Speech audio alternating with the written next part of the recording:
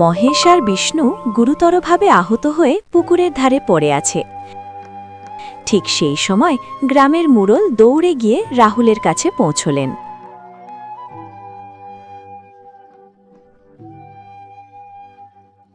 আরে রাহুল, ও রাহুল, শোনো, তোমার দুই ভাইয়ের অবস্থা খুবই খারাপ। দুজনেই মরার মতো অবস্থায় আছে, তাড়াতাড়ি সেখানে যাও। কি বলছেন? আমার দুই ভাইয়ের কি হলো? আমি এক্ষুনি সেখানে যাচ্ছি। পুকুরের পাড়ে রাহুল তার দুই ভাইয়ের কাছে দৌড়ে এলো। হায় ভগবান, তোমাদের দুজনের এমন অবস্থা কিভাবে হলো? আরে ভাই, এখন এসব কথা বলার সময় নেই। আমরা দুজনই আর মাত্র কয়েক মুহূর্তের অতিথি। এই নাও আমাদের বাড়ি আর জমির কাগজপত্র। আমরা দুজনেই চাই সবকিছু তোর নামে করে দিতে। আপনারা এগুলো কি বলছেন? দাদা, এমন কথা বলো না, তোমাদের কিছুই হবে না। দেখো, আমি তো চলে এসেছি। আমাদের হাতে আর এত সময় নেই। এই জমি আর বাড়ি আমরা দুজনেই নিজের নামে রাখতে চেয়েছিলাম, কিন্তু যেহেতু আমরা মরতে যাচ্ছি তাই সেগুলো তোর নামে করে দিচ্ছি। তাড়াতাড়ি স্বাক্ষর কর, আমাদের সময় শেষ হয়ে আসছে। রাহুল অঝরে কাঁদতে কাঁদতে কাগজে সই করে দিল। সই করা শেষ হতেই দুজন হঠাৎ উঠে বসল এবং জোরে জোরে হাসতে লাগল। আরে দাদা, এখন তো দেখছি আপনারা একেবারেই ভালো হয়ে গেছেন। এর মানে কি? হ্যাঁ, আমরা একদম চাঙ্গা আর সুস্থ সবল। আরে রাহুল, এসব আমার বুদ্ধির খেলা। নিজের চালাকিতে আমরা তোর কাছ থেকে তোর বাড়ি আর জমির কাগজে সই করিয়ে নিয়েছি। আরে রাহুল, এখন তো তোর কাছে কিছুই থাকলো না। কি এত বড় ধোঁকা? ভাইয়া, তোমরা আমার সাথে একদম ঠিক কাজ করনি। তোমাদের তো বিয়েই হয়নি, কিন্তু আমার তো একজন স্ত্রী আছে। আমি তাকে কোথায় রাখব? এটা তো আমার জন্য খুব বড় সমস্যায় পড়ে যাওয়ার মতো ব্যাপার। তোর স্ত্রী কোথায় থাকবে সে চিন্তা করিস না, আমরা তাকে রাখব। সত্যি বলতে কি, সে আমাদের বেশ পছন্দ হয়েছে। আরে এসব তো কেবল তোকে দেখানোর জন্য কাপড়ে রক্ত লাগিয়েছি আর নকল জখম হবার অভিনয় করেছি। রাহুল, এখন তুই এখান থেকে চলে যা। হ্যাঁ, না হলে তুই কখনোই কাগজে সই করতি না। রাহুল কাঁদতে কাঁদতে সেখান থেকে চলে গেল। এখন সে সম্পূর্ণ অসহায় হয়ে গেছে।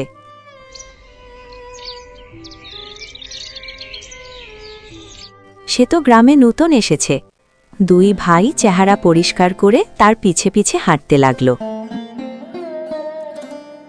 বিষ্ণু, ওই দেখ রাহুল, চল তাকে নিয়ে আরেকটু মজা নেওয়া যাক। তুই কি ভাবে এত বড় মজা আমি তা এখনই দেখালাম, আবার কি মজা দেখাবো? আরে বোকা, এখন যদি সে সবাইকে বলে দেয় যে আমরা ধোঁকা দিয়ে সবকিছু কেড়ে নিয়েছি, তাহলে গ্রামের সবাই আমাদের খারাপ লোক ভাববে। তাই শুধু জোর খাটালে হবে না, বুদ্ধিও খাটাতে হবে। মানুষের চোখে ওকেই খারাপ বানাতে হবে।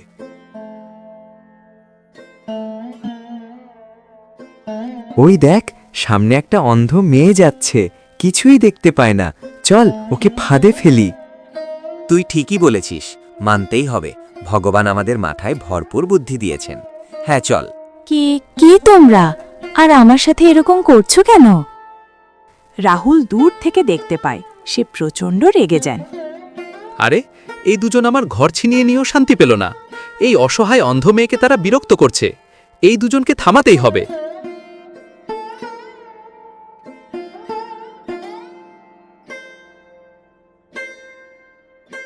আরে ভাইয়া, আপনারা আর কত নিচে নামবেন? আপনারা কি করছেন? ওকে ছেড়ে দিন। মাহেশ ও বিষ্ণু একে অপরের দিকে চোখ টিপে হাসে।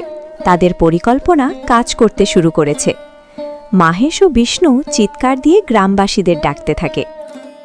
দেখো সবাই, দেখো, আমার ছোট ভাই এই অন্ধ মেয়েটিকে বিরক্ত করছে। ওর এমন কাজের জন্য লজ্জা হওয়া উচিত। কি? আপনি কি বলছেন ভাইয়া? একটু শান্ত হয়ে কথা বলুন। আমি কিছুই করিনি, আপনারা তো মেয়েটিকে বিরক্ত করছেন। আরে ভাইয়া, এখানে কি হচ্ছে বলুন তো? কাকাজি, এই রাহুল আমাকে খুব বিরক্ত করছে। দয়া করে আমাকে ওর হাত থেকে বাঁচান। আরে রাহুল, তোর লজ্জা হয় না? একটা অন্ধ মেয়েকে কেন বিরক্ত করছিস?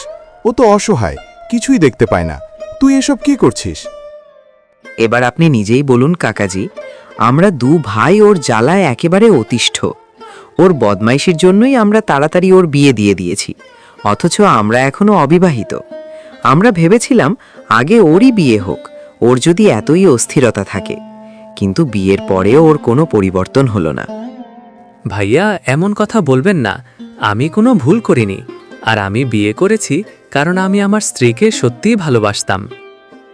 ভাই, সহজ কথা বলি, আমরা ভাই হলেই বা কি হয়েছে? এই মেয়েটি তো গ্রামের সম্মান, তারও ইজ্জত ও আত্মসম্মান আছে। আমি বলছি, তোমরা দাঁড়িয়ে কি দেখছো? যেই এই ভুল করুক তাকে শাস্তি পেতে হবে। মারো, একে মারো।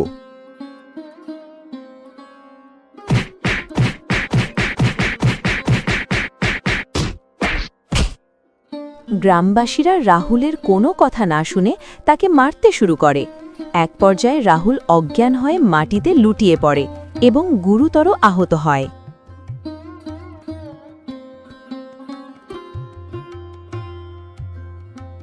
গ্রামবাসীরা চলে যায়। দুই ভাই আনন্দে নেচে গেয়ে বাড়ির দিকে ফিরে আসে।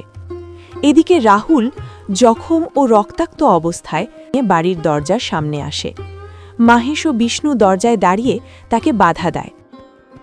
এ কি, তোমরা এরকম করছো কেন দাদা? এখানে কোথায়? তোমাদের এখানে কোনো জায়গা নেই, বুঝলে? আপনি কি বলছেন ভাইয়া? আমরা এখন কোথায় যাব? এটা তোমার স্বামীকেই জিজ্ঞেস করো, তোমরা দুজনে কোথায় যাবে? কি ভাবছিলে, চুরি করে আমাদের জমি দখল করে নেবে? কিন্তু আমরা ঠিক সময়েই তোমাদের আসল উদ্দেশ্য বুঝে ফেলেছিলাম, তাই আমরা এই ব্যবস্থা নিতে বাধ্য হয়েছি। আর শুধু তাই নয়, আজ সে গ্রামের এক অন্ধ মেয়েকে উত্ত্যক্ত করছিল। গ্রামবাসীরা তাকে মারধর করে কি অবস্থা করেছে দেখো। আসলে সে একজন দুশ্চরিত্র। আপনি এটা কি করলেন? আমি আপনার কাছ থেকে এমন আচরণ কখনোই আশা করিনি। শেষ পর্যন্ত আপনি নিজের ভাইয়ের সাথে প্রতারণা করলেন। মধু, মধু, এরা দুজন মিথ্যা বলছে। আমি এমন কোনো কাজ করিনি। এমন করবেন না ভাইয়া, আমি আমার স্ত্রীকে নিয়ে কোথায় যাব? এই ঘরটাই তো আমাদের একমাত্র আশ্রয়। আমাদের দয়া করে এখান থেকে বের করে দেবেন না ভাইয়া। তুমি কোথায় যাবে সেটা তোমার নিজের সমস্যা, আমাদের না। তাই এখন তোমরা দুজন এখান থেকে চলে যাও। বের হ, তাড়াতাড়ি এখান থেকে চলে যা। আরে যা, এখানে আর দাঁড়িয়ে থাকিস না। চলো মধু, চল। এরা আমার ভাই নয়, বরং আমার শত্রু। এরা আমাদের কষ্ট বুঝবে না। চলো আমরা এখান থেকে চলে যাই। রাহুল ভারাক্রান্ত মনে মধুকে নিয়ে সেখান থেকে চলে যায়। এভাবে অনেক দিন কেটে যায়। রাহুল এবং মধু কষ্ট করে একটি ভাঙা ঝুপড়ি বানিয়ে সেখানে থাকতে শুরু করে। আমরা তো ভাই, আমাদের বুদ্ধি সত্যিই দারুণ, কিন্তু তবুও শেষ পর্যন্ত জয়টা রাহুলেরই হয়েছে। কি বলছো দাদা? রাহুলের জয় কিভাবে হলো? আমাদেরকে আরেকটি বুদ্ধির খেলা খেলতে হবে। কি খেলা? ব্যাপারটা হলো, আমি মধুকে খুব পছন্দ করি, আমি তাকে বিয়ে করতে চাই, কিন্তু সে তো রাহুলের স্ত্রী আর রাহুলের সঙ্গেই চলে গেছে। তাই তো বলছি, আসলে জয়টা এখনো রাহুলেরই হয়েছে। তার কাছে একটা বড় শক্তি আছে, তার স্ত্রী। তাই তাকে আমার কাছেই নিয়ে আসতে হবে।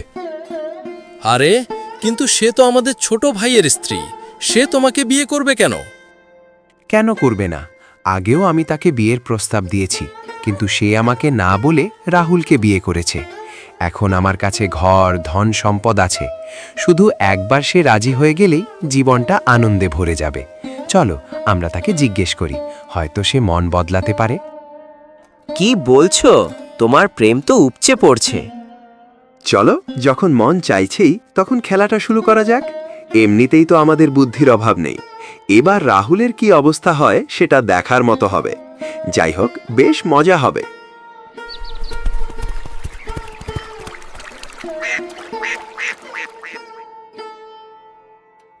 দুই ভাই মধুর ঝুপড়ির দিকে যায়। আরে ভাইয়া, আপনাদের এখন কি চাই? আমরা তো আপনাদের ঘর থেকে চলে এসেছে। এখন কেন আমাদের ঝুপড়িতে এসেছেন? এই, আমি তোর সঙ্গে কথা বলতে আসিনি, আমি মধুর সঙ্গে কথা বলতে এসেছি। এখন শোনো মধু, কথা হলো, আমার এই ছোট ভাই এখন একেবারে ভিখারির মতো হয়ে গেছে। তার নেই ঘর, নেই থাকার জায়গা, নেই কোনো আয়। আর তার সঙ্গে থাকতে থাকতে তুমিও রাস্তায় পড়ে যাবে, ভিখারির জীবন কাটাতে হবে। শুধু তাই নয়, আমার ভাইয়ের চরিত্র ভালো নয়। ভাবো তো, সে গ্রামের এক অন্ধ মেয়েকেও বিরক্ত করেছে। আরও খারাপ কথা, ধোঁকা দিয়ে আমাদের জমি ঘর দখল করার চেষ্টাও করেছিল। বলো তো, এমন খারাপ মানুষকে স্বামী হিসেবে নিয়ে তুমি কি থাকতে পারবে? এখন আমি তোমাকে বলছি, তুমি আমাকে বিয়ে করো, আমি তোমাকে রানী করে রাখব। আমার কাছে তো সবই আছে, ঘর, জমি, সম্পত্তি, ভগবানের দেওয়া সব কিছু। তুমি রাজকীয় জীবন পাবে, পায়ের উপর পা তুলে খেতে পারবে। আর যাই হোক, রাহুল একেবারে ধোঁকাবাজ মানুষ। আমি তো আগেই তোমাকে ভালোবাসতাম, কিন্তু তুমি তো বেছে নিয়েছিলে সেই ধোঁকাবাজ রাহুলকে। এই কথা শুনে রাহুল রাগে ফেটে পড়ে। সে হঠাৎ লাফিয়ে উঠে বিষ্ণুর গলা চেপে ধরে। ভাইয়া, তোমার কি একটুও লজ্জা নেই? এ তো তোমার ছোট ভাইয়ের স্ত্রী। তুমি এমন কথা ভাবলে কিভাবে? এমন কথা বলার সাহসী বা পাও কোথা থেকে? শপথ করে বলছি, আমি তোমাকে ছাড়ব না। আমার স্ত্রীর দিকে তাকালেও আমি তা মেনে নেব না। দেখেছ মধু, এটাই তার আসল রূপ। তার প্রকৃত চেহারা তোমার সামনে প্রকাশ হয়ে গেছে। আরে দেখেছ, তোমার সামনে আমাকে মারার হুমকি দিচ্ছে। সবাই থমকে যায়। রাহুল মাহেশকে ছেড়ে দেয় এবং অবাক হয়ে মধুর দিকে তাকায়। হ্যাঁ, আপনি ঠিকই বলছেন। ওর সঙ্গে থাকলে আমার জীবনে আর কিছুই মিলবে না। ওর সততা আমাকে সবসময় দারিদ্র্যই দিয়েছে, আর এখন তো সেই সততাও আর নেই কোনো বিশ্বাসযোগ্যতা। তাই আমি আপনাকে বিয়ে করতে রাজি আছি। কি? তুমি কি বলছো মধু? তুমি টাকার জন্য আমার ভাইকে বিয়ে করতে চাও? দেখো, এমন করো না, এটা ঠিক না। আমি তোমাকে খুব ভালোবাসি, আমি তোমাকে রানীর মতো করে রাখব। দেখো রাহুল, আমি দেখছি রানী বানানোর কথা বলতে বলতে আপনি আমাকে রাস্তায় এনে দাঁড় করিয়েছেন। যদি আমি আপনার ভাইদের সাথে থাকি, তাহলে আমি রানীর মতো জীবন পাব। আমি আপনার সাথে থাকতে চাই না। মধু, তুমি খুব ভালো সিদ্ধান্ত নিয়েছ। চলো, আমার সাথে চলো, চলো। মাহেশ মধুকে নিয়ে চলে যায়। রাহুল হতবাক ও স্থির হয়ে দাঁড়িয়ে থাকে। আরে, তুই তো একেবারে নিঃস্ব হয়ে গেলি। আমরা তো তোর ঘরও নিয়ে নিলাম, তোর স্ত্রীকেও নিয়ে নিলাম। এখন তুই কি করবি? যা, কোথাও গিয়ে ডুবে মর। আমাদের সামনে আর আসিস না। বিষ্ণু হাসতে হাসতে সেখান থেকে চলে যায়। রাহুল একা পড়ে থাকে। আমি হার মানব না, আমি কখনো হার মানব না ভাইয়া। আপনারা আমার সঙ্গে অনেক অন্যায় করেছেন, কিন্তু আমি কখনো ভেঙে পড়ব না। শপথ ভগবানের, শপথ আমার ভালোবাসার। রাহুল মন খারাপ করে সেই ঝুপড়িতেই থেকে যায়। কি বলবো বিষ্ণু, আমি খুব ক্লান্ত হয়ে গেছি। প্রতিদিন একই রকম জীবন। সকালে উঠি, তারপর এই কাজ ওই কাজ করি, আর ভালো লাগে না। এখন আমি কিছুই করতে চাই না। আমি ধনী হতে চাই, এই গ্রামের সবচেয়ে ধনী মানুষ হতে চাই। ভালো, তবে এর একটা উপায় আছে ভাইয়া। আমাদের রাজমহলে চুরি করতে হবে। শুনেছি মহারাজার কাছে অনেক ধন সম্পদ আছে। যদি সেখান থেকে কিছু নিয়ে আসা যায়, তাহলে আমরা খুব ধনী হয়ে যেতে পারবো। হ্যাঁ, এটা তো দারুণ একটা সুযোগ। তাহলে আজ রাতেই আমরা রাজমহলে চুরি করতে যাই।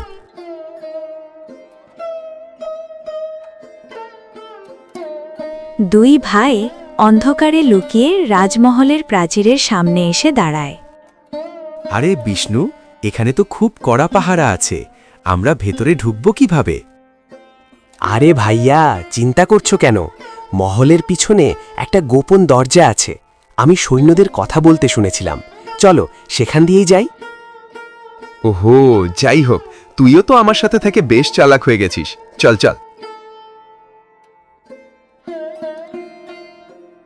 দুজনেই গোপন দরজা দিয়ে চুপি চুপি ভেতরে ঢুকে পড়ে।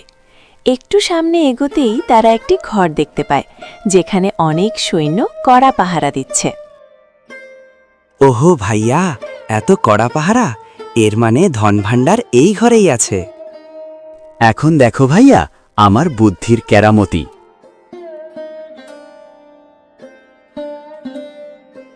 বিষ্ণু পাশের একটা ঘরে গিয়ে পাত্র ফেলে দেয়। এতে খুব জোরে শব্দ হয়। কে কে ওখানে? পাহারারত সৈন্যরা সেই ঘরের থেকে ছুটে যায়। এটাই আমাদের সুযোগ, দরজাটা দ্রুত বন্ধ করে দাও। তুই তো দারুণ একটা বুদ্ধি বের করেছিস। ঠিক আছে, আমি এক্ষুনি বন্ধ করে দিচ্ছি। মাহেশ সৈন্যরা যাওয়া মাত্রই ঘরের দরজা বাইরে থেকে বন্ধ করে দেয়। এরপর দুজন ধনভাণ্ডারের ঘরের দিকে এগোতে থাকে। ঘরে ঢুকতেই তারা বিশাল ধনের স্তূপ দেখতে পায়। হো হো, এত ধন সম্পদ! আরে ভাই, এত সম্পদ আমি আমার জীবনে কখনো দেখিনি। খুব মজা হলো। চলো ভাইয়া, দ্রুত সব ধন নিয়ে যাই। আর দেখ, শেষমেশ আমাদের বুদ্ধি কাজ করেছে। আমরা ঠিক জায়গায় আমাদের বুদ্ধি ব্যবহার করেছি। জলদি কর, এর আগে আমাদের কেউ দেখে ফেললে বড় কেলেঙ্কারি হয়ে যাবে। মাহেশ ও বিষ্ণু থলে ভর্তি ধন নিয়ে চুপি চুপি বেরোচ্ছে। তখন রাজকুমারী তাদেরকে দেখে ফেলে। তোমরা দুজন কে? আর এই রাজমহলে কি করছো? আর তোমাদের হাতে এটা কি? এটা তো ধনভাণ্ডারের মতো দেখাচ্ছে। তাহলে কি তোমরা চোর? দাঁড়াও, আমি এক্ষুনি আমার বাবাকে ডাকছি। না না রাজকুমারী, তুমি এটা একদমই করো না। তুমি যদি এমন কিছু করো তাহলে তোমার প্রাণ যেতে পারে। তাই বাঁচতে চাইলে চুপচাপ এখান থেকে চলে যাও। কাউকে কিছু বলবে না, কোনো খোঁজও দেবে না, বুঝেছ? না, আমি অবশ্যই বলবো। তোমরা আমাকে কিছুই করতে পারবে না।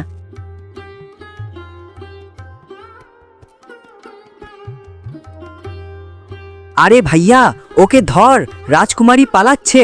সে যদি বেঁচে যায় তবে আমাদের আজ শেষ রাত। দুই ভাই দৌড়ে গিয়ে রাজকুমারীকে ধরে ফেলে। তোমরা কি করছো? আমাকে ছেড়ে দাও।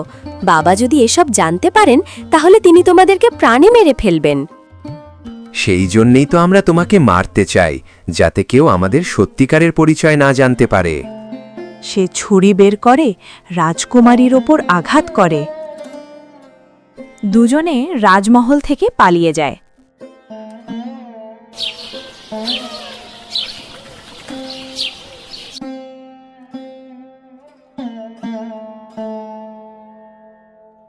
এক সৈন্য দৌড়ে এসে মহারাজের কাছে রাজকুমারী হত্যার ঘটনা জানায়। মহারাজ, মহারাজ, ভয়ঙ্কর ঘটনা ঘটেছে। কেউ রাজকুমারীকে হত্যা করেছে। তুমি এটা কি বলছো? আমার রাজকুমারীকে কে হত্যা করবে? মহারাজ, আমি নিজের চোখে সব দেখেছি। ধনভাণ্ডারের সব সম্পদ উধাও, আর রাজকুমারী ধনভাণ্ডারের কক্ষের বাইরে নিথর দেহ পড়ে আছে। কার এত বড় সাহস? কে আমার রাজমহলের ধনভাণ্ডার চুরি করল আর আমার রাজকুমারীকে হত্যা করল? সৈন্যরা, পুরো রাজ্য জুড়ে তল্লাশি চালাও। যাকে সন্দেহ হবে তাকেই ধরে আমার সামনে হাজির করো। আমি কাউকে জীবিত ছাড়ব না। যাও। হ্যাঁ মহারাজ, আমি এক্ষুনি যাচ্ছি।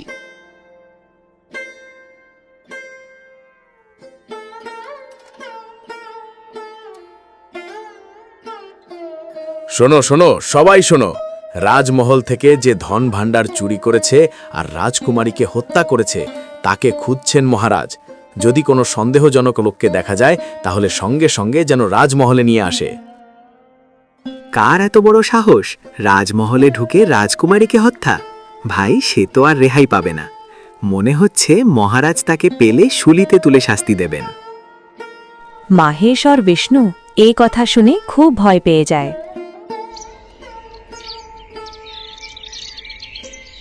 এই বিষ্ণু, এটা তো সারা রাজ্যে ছড়িয়ে পড়ল। যদি মহারাজ জানতে পারেন যে ধনভাণ্ডার আমাদের ঘরেই আছে, তাহলে তো আমরা একেবারে সর্বনাশ হয়ে যাব। হ্যাঁ ভাইয়া, এখন কি করব কিছুই তো বুঝতে পারছি না। দেখ বিষ্ণু, এই ধনভাণ্ডার এখন আমাদের জন্য বিপদের কারণ হয়ে দাঁড়িয়েছে। কোনো না কোনো উপায় তো বের করতেই হবে। এখন একটাই উপায় আছে, এই ধনভাণ্ডারটা রাহুলের ঝুপড়িতে রেখে আসতে হবে।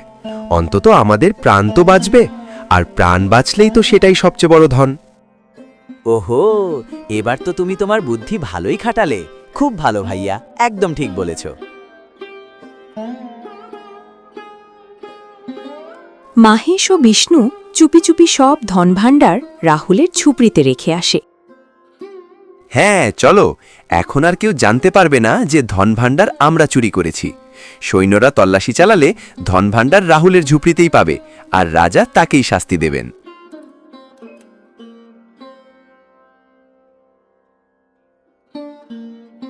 ওহো হো, এখন কি করব? 3 দিন পেরিয়ে গেল, এখনো চোর ধরা পড়ল না, এবং রাজকুমারীর হত্যাকারীরও কোনো খোঁজ পাওয়া গেল না। এমন সময় একজন বৃদ্ধ সৈন্য দরবারে প্রবেশ করে। মহারাজ, আমি শুনলাম রাজকুমারীকে হত্যা করা হয়েছে, এটা সত্যি নাকি? তুমি তো ছিলে না, তাই না? তা তুমি এতদিন কোথায় ছিলে? মহারাজ, আমার নাতনি অসুস্থ হয়ে পড়েছিল, তাই আমি অন্য গ্রামে গিয়েছিলাম, তাই আসতে দেরি হয়ে গেল। কিন্তু মহারাজ, আমি কি আপনাকে কোনোভাবে সাহায্য করতে পারি? হ্যাঁ, 2 দিন আগে রাজমহলে চুরি হয়েছিল, আর তারপর রাজকুমারীকে হত্যা করা হয়েছিল। মহারাজ, সেই রাতে আমি 2 জনকে দেখেছিলাম, একজন মাহেশ আর একজন বিষ্ণু, যারা মহলের বাইরে ঘোরাফেরা করছিল। কি বলছো তুমি? তোমার কি পুরোপুরি মনে আছে? হ্যাঁ মহারাজ, আমার সেই দিনের কথা মনে আছে। ও, তাহলে সৈন্যরা, যাও সেই 2 জনকে ধরে এখানে নিয়ে আসো।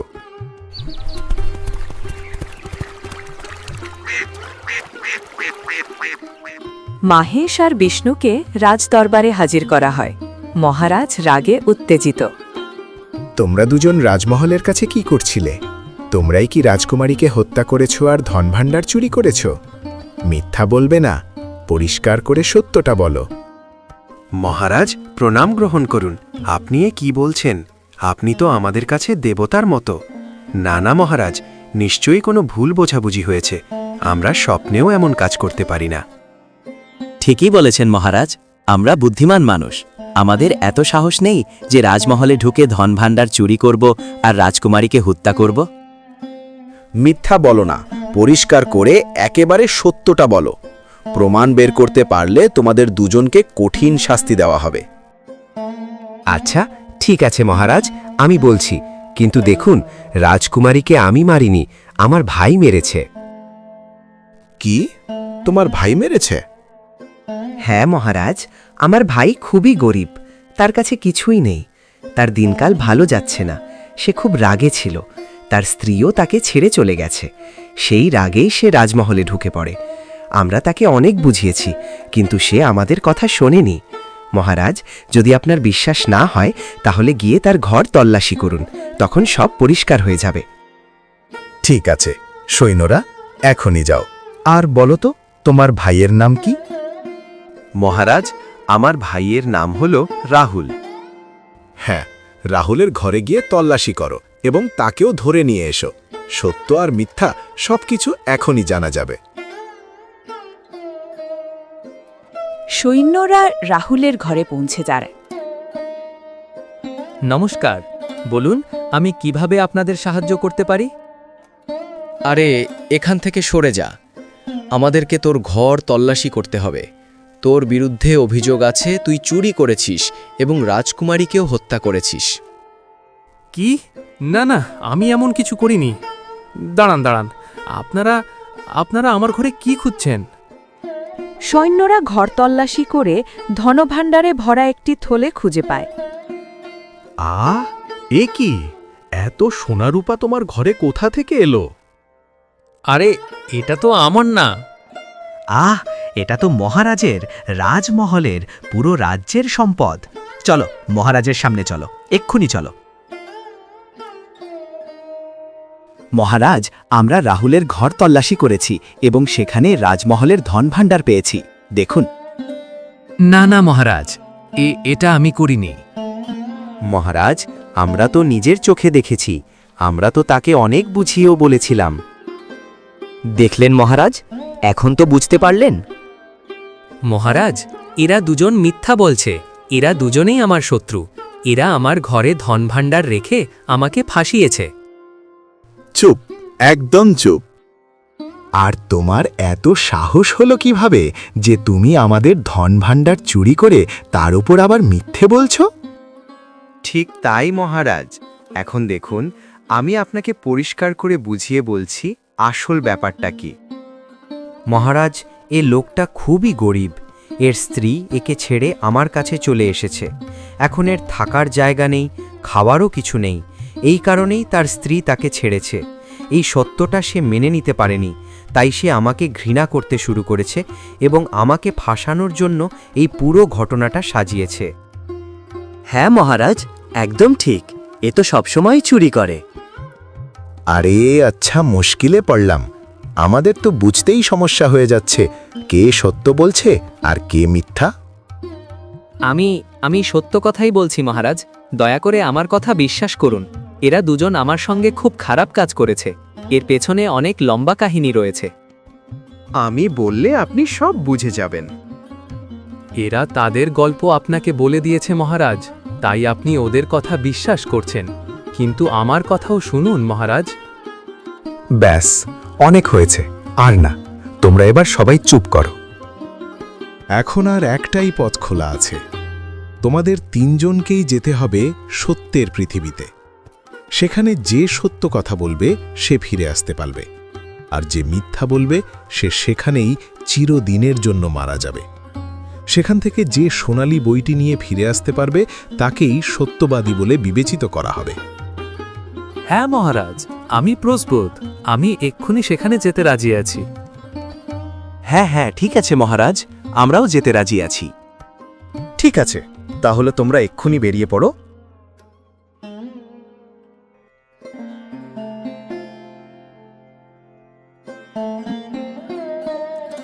ভাইয়া, তোমরাই তো আমাকে ফাঁসিয়েছ, তাই না? কিন্তু দেখো, আমি সত্যের জগৎ থেকে সেই সোনালী বই নিয়ে অবশ্যই ফিরে আসব। তখন সবাই বুঝবে আমি কোনো চুরি করিনি, আমি কোনো অন্যায়ও করিনি। রাহুল সেখান থেকে দৃঢ়ভাবে এগিয়ে যায়। ভাইয়া, এখন আমরা কি করব? সত্যের পৃথিবীতে আমরা কিভাবে যাব? আমরা তো চুরি করেছি, কত রকমের ভুল কাজ করেছি। ভাইয়া, আমরা যদি সেখানে যাই তাহলে আর ফিরে আসতে পারবো না। চিন্তা করো না বিষ্ণু, আমাদের তো বুদ্ধির অভাব নেই। আমরা নিশ্চয়ই কোনো না কোনো উপায় বের করব। শুধু ওকে আরেকবার বোকা বানাতে হবে। এবারও আমরা ওকে ঠকিয়ে ভেতরে না গিয়েই সেই বইটা নিয়ে নেব। ভাইয়া, সেটা কিভাবে? চলো, ওর পিছন পিছন যাই। যেই সে বই নিয়ে বাইরে আসবে, সঙ্গে সঙ্গে আমরা তার কাছ থেকে বইটা ছিনিয়ে নেব। ব্যাস, আমাদের কাজ শেষ। দুজনে রাহুলের পেছনে পেছনে যেতে থাকে।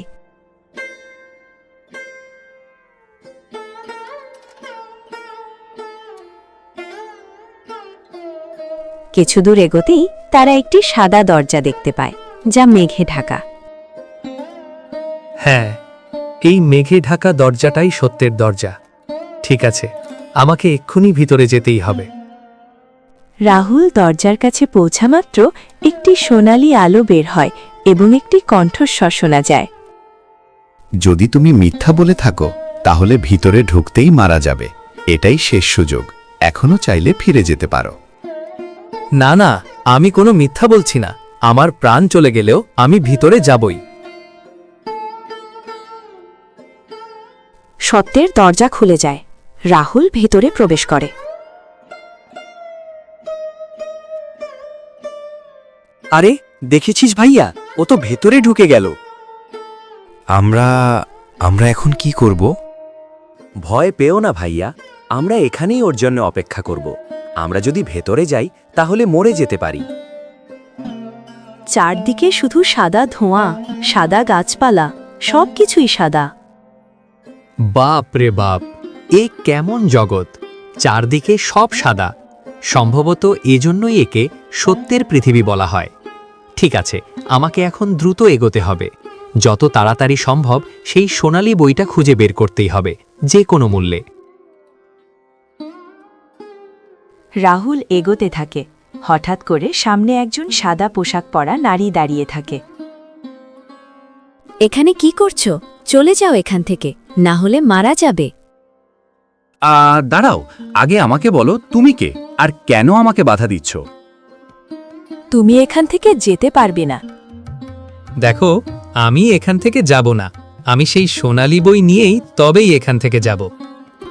যদি তুমি সেই সোনালী বইটা চাও তবে তোমাকে নিজের জীবন ঝুঁকিতে ফেলে এক কাজ করতে হবে।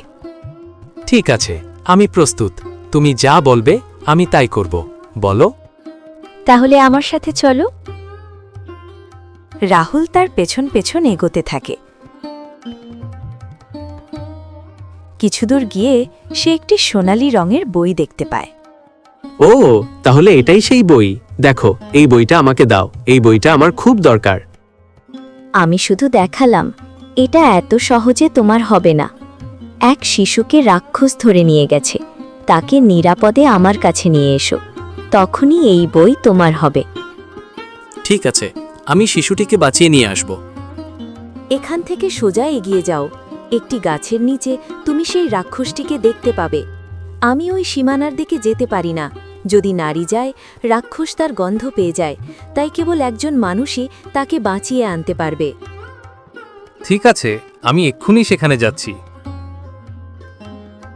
রাহুল সামনের দিকে এগিয়ে যায়। হঠাৎ একটি খাঁচায় বন্দি রাজকুমারীর আত্মা দেখতে পায়। রাহুল, আমাকে বাঁচাও, আমি এখানে বন্দি, আমাকে রাজমহলে যেতে হবে। তুমি আমার নাম জানো কিভাবে? আসলে তুমি কে? আমি রাজকুমারী, তোমার ভাইয়েরা আমাকে হত্যা করেছে। আমার আত্মা এখনো অসম্পূর্ণ, আমি আবার জীবিত হতে পারবো। আচ্ছা, ঠিক আছে। দেখো, আমি তোমাকে অবশ্যই মুক্ত করব, কিন্তু তার আগে আমাকে সেই নারীর শিশুটিকে বাঁচাতে হবে। যেও না, ওই রাক্ষসটা খুবই ভয়ঙ্কর। দেখো, যদি সেই শিশুটিকে বাঁচাতে না পারি, তাহলে না সেই বইটা পাওয়া যাবে, আর না আমি তোমাকে মুক্ত করতে পারবো। রাহুল আবার সামনের দিকে এগোতে থাকে। কিছু দূর গিয়ে সে একটি গাছের সঙ্গে বাঁধা একটি শিশুকে দেখতে পায়। শিশুটির পাশে একটি রাক্ষস ঘুমিয়ে আছে। ও, তাহলে এটাই সেই শিশু। কিন্তু এখন আমি ওকে কিভাবে মুক্ত করব? রাক্ষসরা যদি জেগে যায় তাহলে আমি বিপদে পড়ে যাব। আমাকে যেভাবেই হোক কিছু একটা করতেই হবে। রাহুল দ্রুত গিয়ে ছেলেটির বাঁধনটি খুলে দেয়। একদম চুপ থাকো, একটুও শব্দ করো না, চুপচাপ এদিকে এসো। তুমি কে? এখান থেকে এখনই চলে যাও, না হলে সে তোমাকে মেরে ফেলবে। শোন, আমি তোমার মায়ের কাছে প্রতিশ্রুতি দিয়েছি যে তোমাকে নিরাপদে নিয়ে যাব। কিন্তু এই রেখাটা দেখো, আমি এটা পার করলেই ওই সব জেনে যাবে। ওহো, তাহলে আমি কি করব বলো? আমি আমার গুরুমায়ের কাছে বলতে শুনেছিলাম যে যদি কোনো সৎ মানুষের শরীর থেকে 2 ফোঁটা রক্ত তার গায়ে পড়ে তাহলে সে ধ্বংস হয়ে যাবে। ওহ, আমি তো কখনো কারোর ক্ষতি করিনি। যদি আমার রক্তের বিনিময়ে কেউ মুক্তি পায় তবে তাতেই আমি রাজি। রাহুল তার হাতের তালু একটু কেটে 2 ফোঁটা রক্ত রাক্ষসের গায়ে ছিটিয়ে দেয়। সঙ্গে সঙ্গে তীব্র আলো ছড়িয়ে পড়ে আর রাক্ষসটি অদৃশ্য হয়ে যায়। আরে বাহ, তুমি তো সত্যিই করে দেখালে। এখান থেকে চলো, আমি হলাম এই সত্যের পৃথিবীর রাজকুমার। ও, তাহলে তুমি রাজকুমার? চলো, আমি তোমাকে তোমার মায়ের কাছে নিয়ে যাই। রাহুল রাজকুমারকে নিয়ে রাজকুমারীর খাঁচার কাছে ফিরে আসে। ঠিক তখনই সেই সাদা রানী আবার উপস্থিত হয়।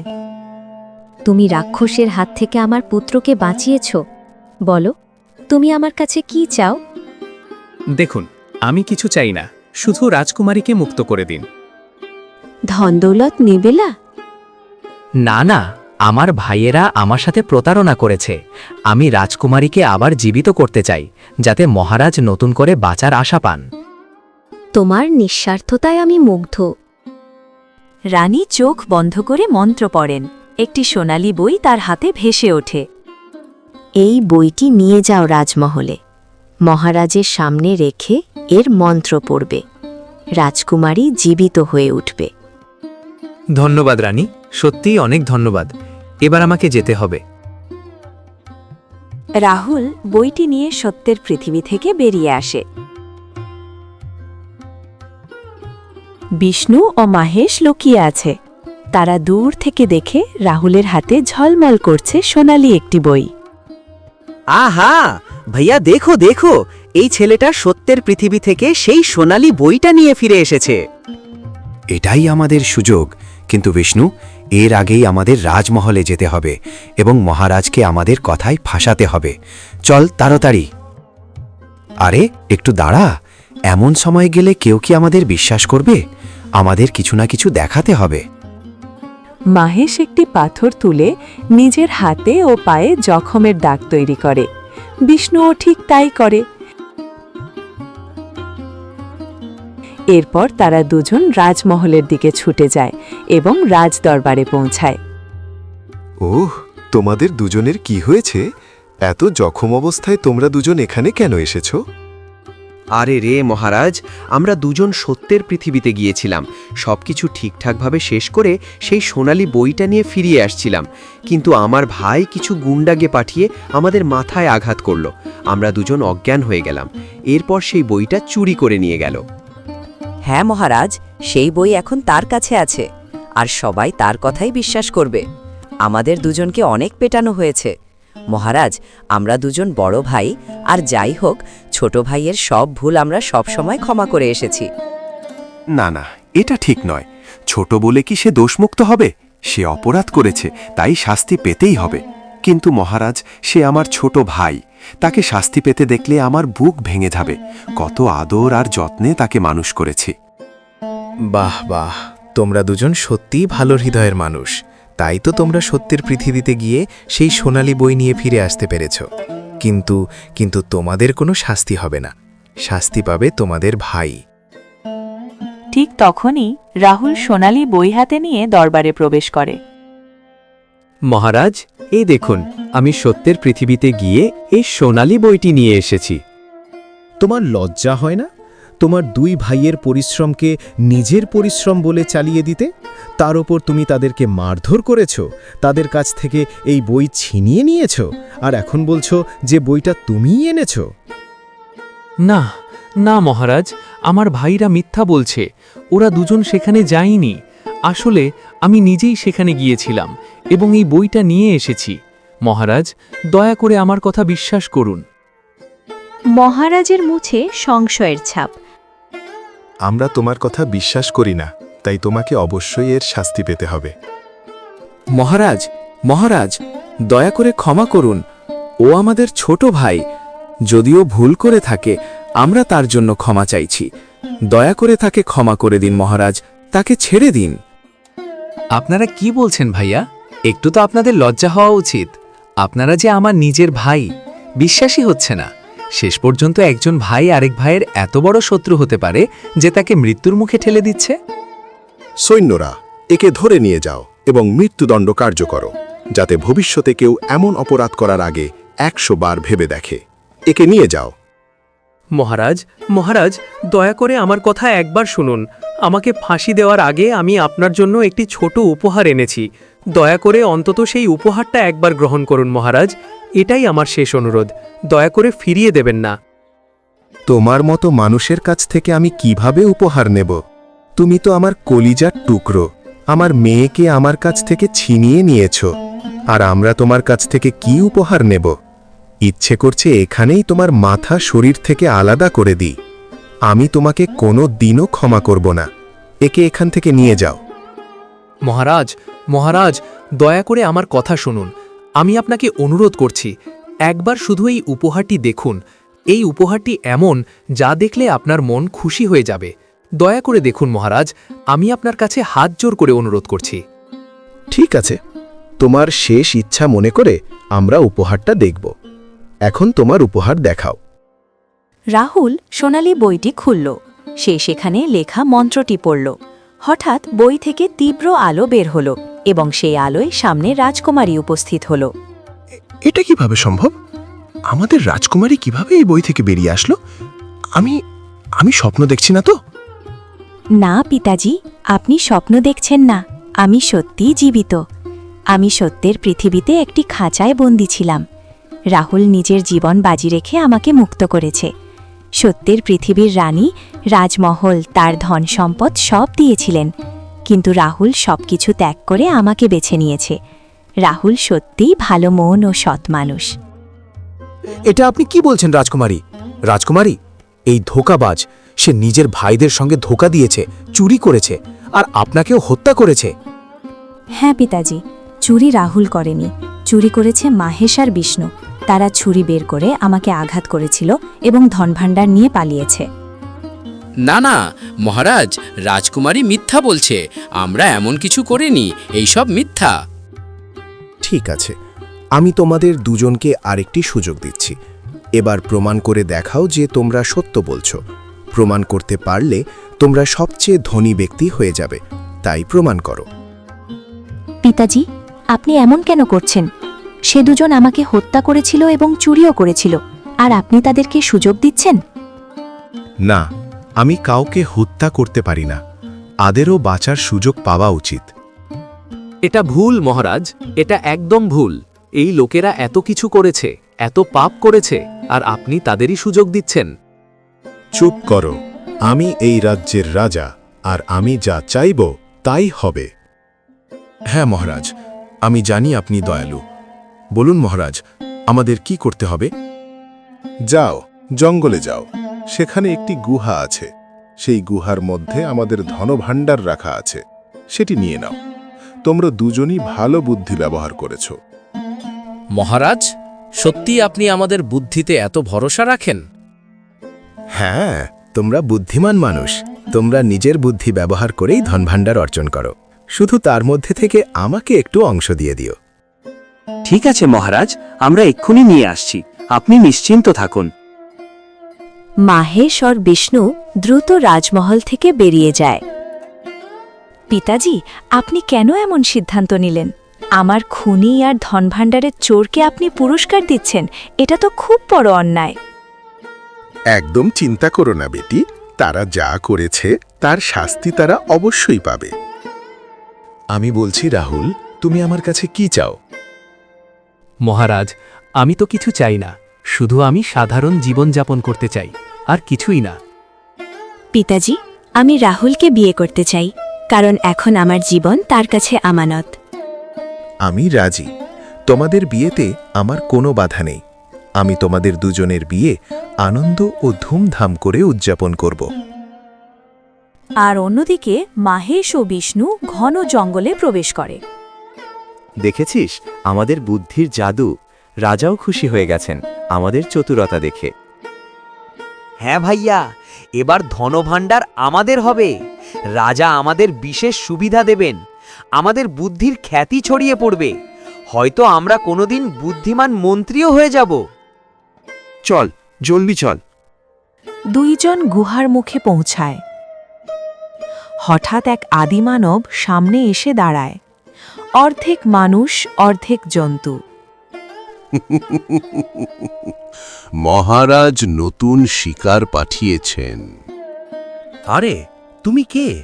তোমার অর্ধেক শরীর মানুষের, অর্ধেক জন্তুর মতো। তুমি এমন কেন? আমি সাধারণ জন্তু নই, আমি মানুষের রক্ত খাই। মহারাজ আমাকে প্রতি পূর্ণিমার দিনে লোভী মানুষ পাঠান, যাতে আমি তার রক্ত পান করে পেট ভরাতে পারি। আর আজ আমি তোমাদের দুজনের রক্ত পান করব। আদিমানব দৌড়ে এসে তাদের দুজনকে ধরে ফেলে। এরপর সে তাদের হত্যা করে। আর অন্যদিকে রাজমহলের রাজকুমারী এবং রাহুলের ধুমধাম করে বিয়ে হয়।